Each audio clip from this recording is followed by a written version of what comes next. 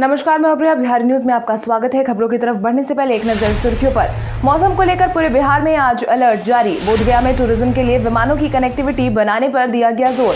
बिहार में गंगा, गंडक, कोसी समेत कई नदियों के जलस्तर में फिर हुई बढ़ोतरी। बिहार के 3 जिलों में बिजली उपभोक्ताओं को मिलेगी सुविधा। स्कूली बच्चों को बुलाने के लिए नीतीश सरकार ने दिया आदेश। अब चले बढ़ते हैं बिहार की शाम तक की बड़ी खबरों की ओर विस्तार से। मौसम को लेकर पूरे बिहार में आज हाई अलर्ट। बिहार में अगले 72 घंटे में भारी बारिश और ठनका गिरने के आसार है।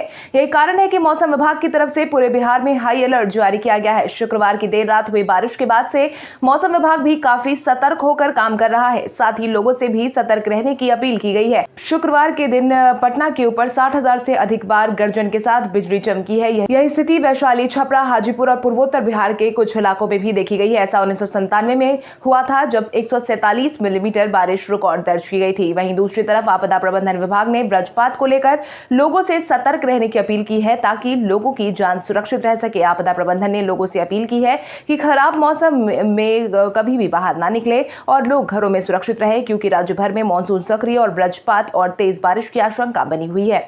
बोधगया में टूरिज्म के लिए विमानों की कनेक्टिविटी बढ़ाने पर दिया गया जोर। कोविड-19 के इस माहौल के बीच इंटरनेशनल एयरपोर्ट पर विमानों का परिचालन अनिश्चित समय के लिए देखने को मिला है। लंबे समय के बाद से नई दिल्ली से गया वाराणसी के लिए विमानों का परिचालन शुरू किया गया। कोविड-19 की दूसरी लहर के बीच उसे बंद कर दिया गया था। हालांकि इन सब के बीच सांसद विजय कुमार मांझी की अध्यक्षता में एयरपोर्ट की सभागार में आयोजित सलाहकार समिति की बैठक में सदस्यों ने पर्यटन को बढ़ावा देने के लिए एयर कनेक्टिविटी बढ़ाने पर विचार विमर्श किया है। बैठक में इस बात पर चर्चा हुई कि बोधगया में टूरिज्म के लिए विमानों का कनेक्टिविटी बनाना बहुत जरूरी है। बैठक में इंडिगो और एयर इंडिया के विमानों का परिचालन बंद रहने और मंदिरों के बंद रहने पर भी चिंता जताई गई है। इस बाबत सदस्यों ने कहा है कि मंदिर का पट अगर खुल जाए तो घरेलू पर्यटकों का आवागमन शुरू हो जाएगा। इसके साथ ही एयरपोर्ट के रनवे विस्तार के लिए भूमि अधिग्रहण की प्रक्रिया भी जल्द शुरू करने पर जोर दिया गया।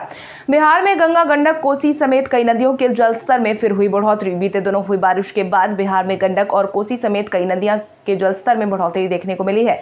इसके अलावा पुनपुन, बागमती और महानंदा नदियों के जलस्तर में भी बढ़ोतरी देखी गई है। जल संसाधन विभाग की तरफ से मिली जानकारी के अनुसार गंडक नदी का जलस्तर गोपालगंज जिले के डुमरिया में खतरे के निशान से 45 सेंटीमीटर ऊपर था। इसमें बढ़ोतरी लगातार जारी है। वहीं बूढ़ी गंडक नदी का जलस्तर समस्तीपुर के रोसड़ा से खतरे के निशान से 20 सेंटीमीटर ऊपर था। इसके साथ ही सोन नदी का जलस्तर कोइलवर में और कोसी नदी का जलस्तर खगड़िया में बलतारा में बढ़ रहा है। वहीं गंडक नदी का जलस्तर गोपालगंज जिले के डुमरिया घाट के खतरे के निशान से 45 सेंटीमीटर ऊपर दर्ज किया गया है।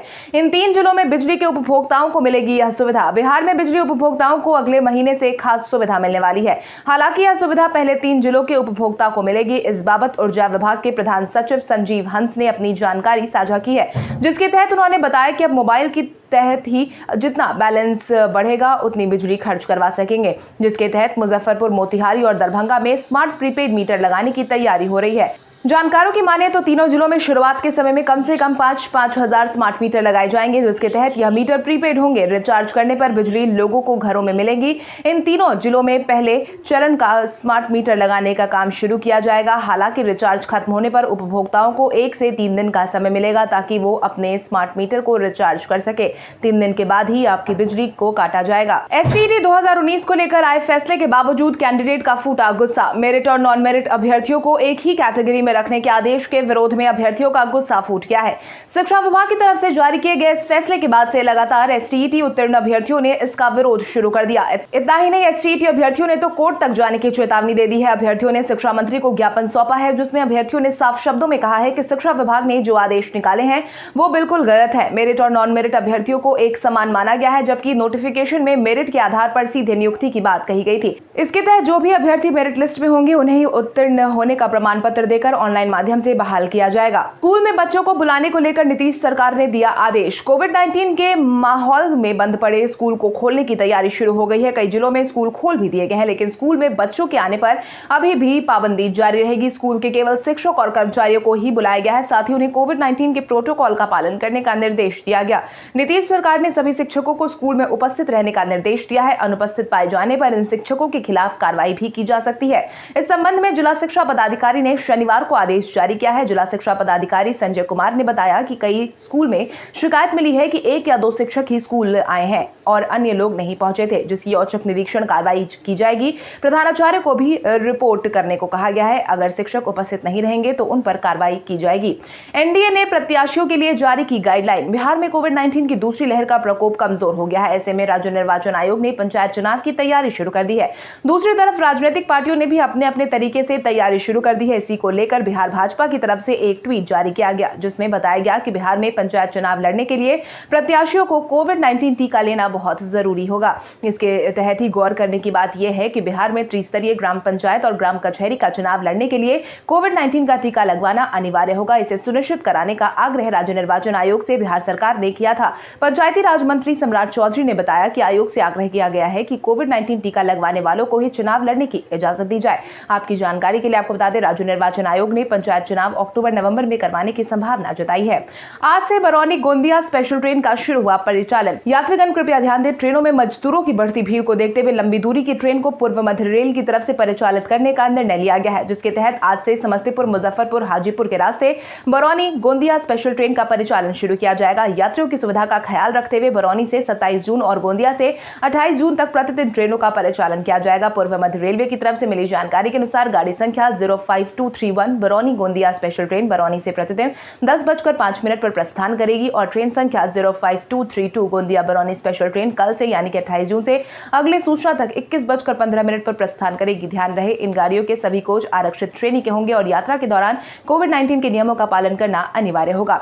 दरभंगा पार्सल ब्लास्ट की साजिश का जल्द होगा पर्दाफाश। दरभंगा जंक्शन पार्सल ब्लास्ट के तार जल्द ही सुलझने वाले हैं। एसपी एनके त्यागी के नेतृत्व में जांच के लिए पहुंची एनआईए की टीम सदस्य की माने तो इस पूरी घटना की संलिप्तता पाकिस्तानी खुफिया एजेंसी से हो रही है। सूत्रों के अनुसार एनआईए ने सिकंदराबाद स्टेशन और वहां के पार्सल कार्यालय के फोटोज को गहनता से खंगाला है। इसके साथ ही फुटेज के माध्यम से सिकंदराबाद में संदिग्धों की मौजूदगी का भी खंगाला गया है। इस पूरे घटनाक्रम में मोहम्मद सूफियान का नाम आने के बाद जांच का दायरा कई राज्यों तक बढ़ गया है।